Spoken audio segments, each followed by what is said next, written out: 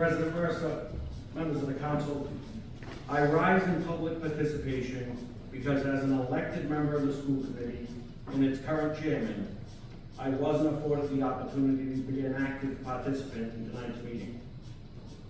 In fact, I've been left off of more meetings than I've been invited to. Nonetheless, I appreciate the opportunity to address the entire council. If the city had properly issued the bonds for school construction the voters approved in 2018, none of us would be sitting here this evening. I am sure we will hear of staffing shortages and other distractions intended to deflect from the seminal issue at hand. The city needs to issue the school construction bond. The city has never raised a concern that I'm aware of since I became chair in January regarding our finances. In fact, it wasn't until we notified the city that we were running low on money at Baldwin that they in turn sent a letter with concerns. Our former CFO has been out of the district for 3 weeks. But during the time he spent here, roughly 8 months, he spent an inordinate amount of time down at City Hall, including the majority of the month of January. In fact, after being elected chair, I asked for some specific financial documentation from him. Roughly around the same time that the city CFO sent you all an email looking to increase the mayor's pay immediately by $70,000, while adjusting the council pay with raises from anywhere of 75 to 90% increases. The school committee was not mentioned in that letter, and that's okay. But are we supposed to believe that the city was so concerned with school finances in January, but they felt comfortable enough handing out immediate $70,000 raises? The issue is they never properly bonded back in 2022, and now they're saying it's because nobody told them they had to.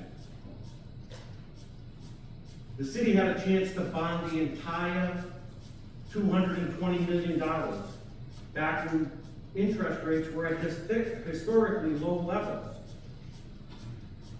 Yet they bonded $30 million, and we waited until now to bond the rest. And now we've exposed the taxpayer to a much higher borrowing cost. I've been talking about bonding issues in this city for over a year now, and I've often been ridiculed for it. Conspiracy theorist was my favorite. But here we are. So we can go through the punch list, and the city administration can try and spin it that the school department didn't ask for the money, we didn't have enough staff in the finance department, or whatever else it is they're going to try and say. But let's remember a few things. All of these construction projects have been widely advertised and celebrated by all of us. In fact, at the groundbreaking for Baldwin, Governor McKee cited how these types of projects have a pipeline of years in the planning phase. Congratulated the city leadership for putting in the work and planting the seeds years ago for these transformational projects. Is the city now saying they simply forgot to go out the bond? You'll remember the Shea renovations. Some of you were on the school committee at that time, being halted the day before they were set to begin. In hindsight, it has me wondering if it was actually about the plan at all. Or did the city realize then they didn't bond any money for Shea either? After justifiable public criticism about the halting of the Shea renovations, the school committee was told that the mayor authorized the use of $10 million of bond money for basic renovations at Shea. Where was that money earmarked from? Remember, at this point, we've built Winters, we're 30% through Baldwin, all on a $30 million bond that the city issued in 2022. But in a letter to the school committee and the council dated 2/21/2023, the mayor stated this, and I quote, "This request for $10 million with supporting documentation appears to be an accurate and feasible amount to move forward.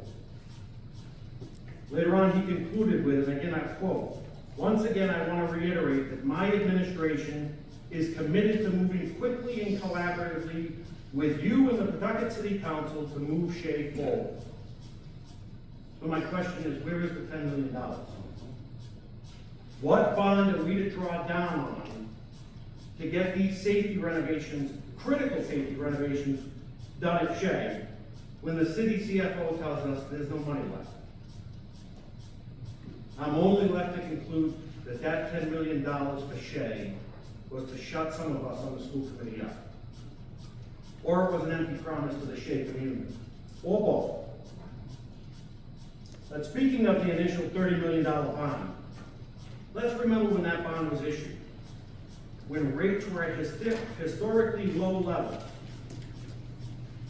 Are you aware the city decided to defer all the principal bond payments until 2026 on that bond?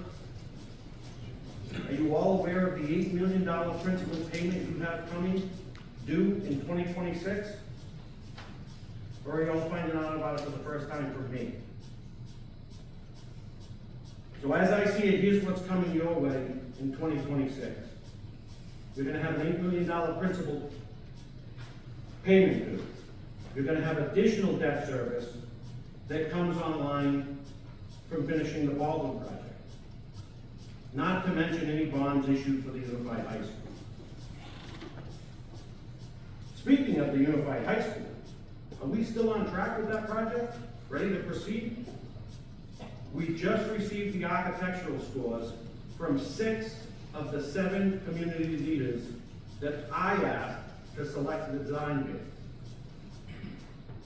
I've inquired of our legal counsel whether the school committee can proceed as planned, given the fact that we had 7 people on the scoring team and only received 6 submissions. In fact, one community leader didn't make the deadline, didn't make the extended deadline, never submitted scores at all. So can the council clarify tonight the availability of bond funds for the Unified High School and assure the community here tonight that we'll have bond funds to start entering into these multi-million-dollar contracts?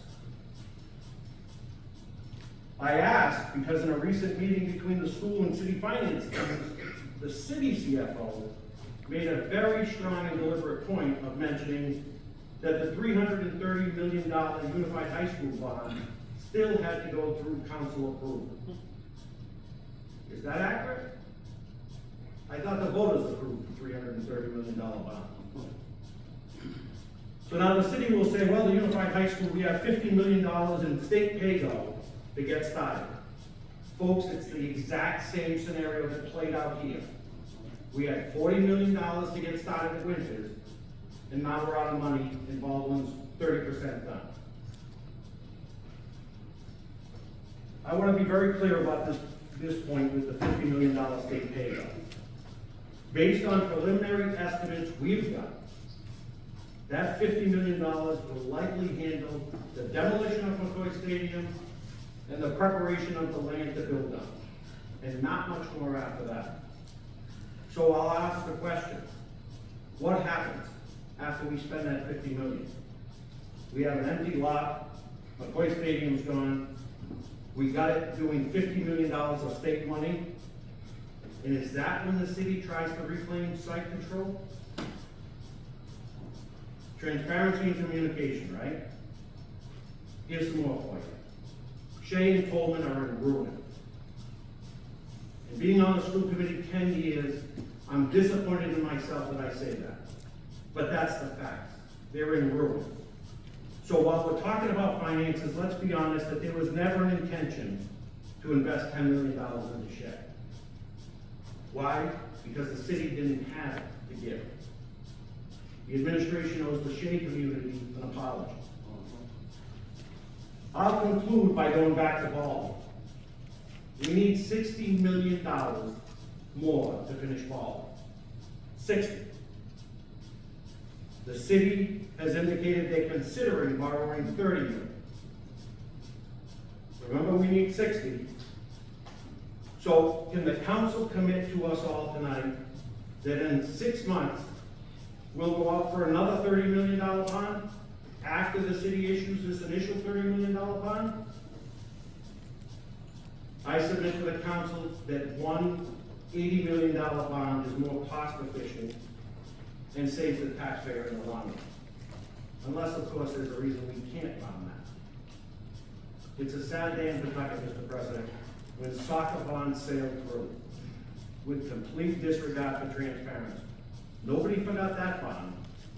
And yet here we sit with a school 30% done and $60 million short in budget. We all know what's going on here. Let's not pretend otherwise.